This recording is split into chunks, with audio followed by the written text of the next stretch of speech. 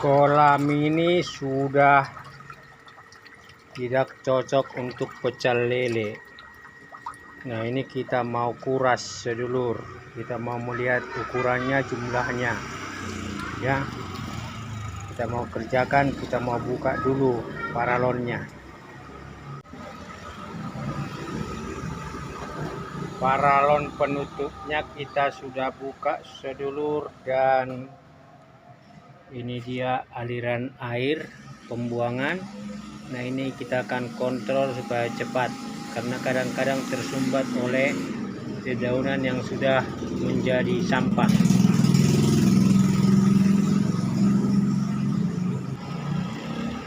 Nah, ini kita udah keringkan ya, airnya udah turun, ikannya udah mulai kelihatan.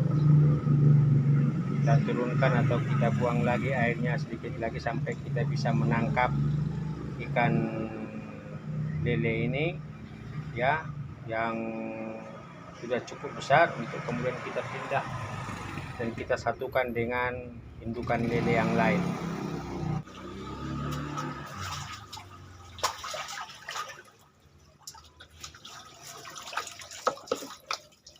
Nah, ini dia teman-teman, ini sebenarnya udah ukuran di atas pecel lele ya. Jadi ini saya akan ngambil dan masukkan ke ember.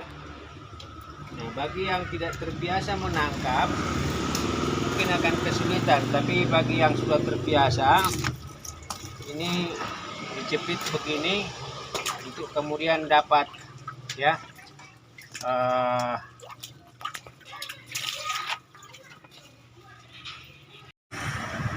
ini betina ini ya.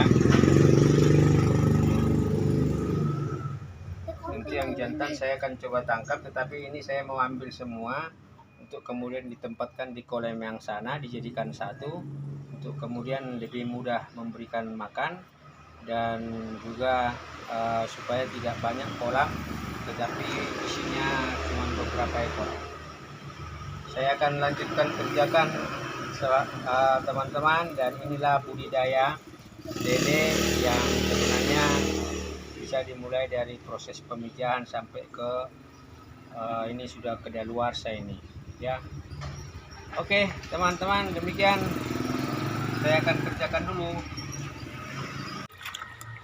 Lele sebenarnya saya lupa, ini adalah hasil dari bibit lele yang terlalu cepat besar, akhirnya dibuang ke kolam sana, ditumpuk di sana, dan pada akhirnya dia besar dan dikasih makan besar. Nah,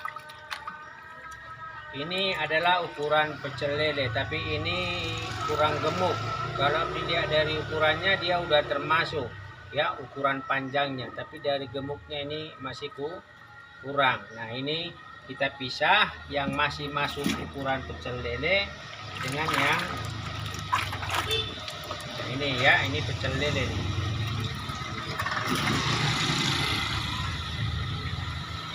Nah, jadi bagi orang yang terbiasa untuk memelihara lele besar, ini biasanya begini nih, ditekuk, dijepit ya.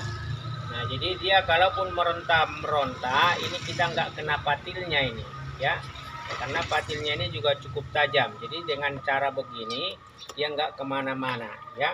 Nah, ini kita coba sekali lagi. Nah, hanya begini nih. Nah, ya. Nah, ini yang agak gedean.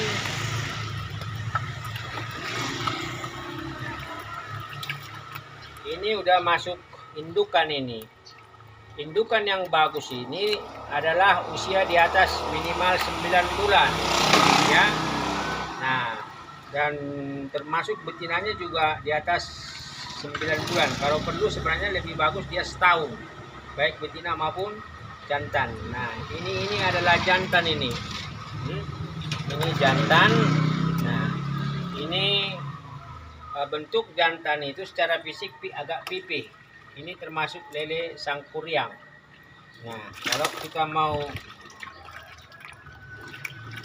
melihat betina, nah ini dia betina dulu.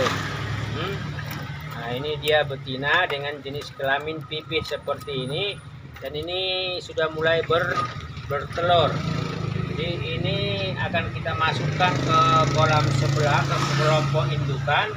Nah, kita akan pisahkan dulu untuk yang tadi pecel lele ya. Nah, ini sebenarnya masuk kelompok untuk warteg ini. Kalau kelompok warteg sekitar 8 atau sampai 10 sekilo. Ya, ini warteg ini. Nah, jadi bagi yang mau apa itu gampang, tinggal begini. Nah, gampang begini. Nah, jadi kita udah pisahkan untuk yang pecel lele ya. Jadi kalau dari segi ukuran ya ini sebenarnya termasuk gemuk ini. Artinya pertumbuhannya normal karena antara ukuran kepala dengan badan itu seimbang, karena ada lele yang kepalanya lebih besar dan dagingnya itu lebih kecil. Itu gara-gara memang kurang makan. Nah, ini dia sedulur. Jadi ini kita sekarang akan pindahkan ke sana indukan ini ya. Ya, ini calon indukan lah ya. Nah, ini kita akan pindahkan.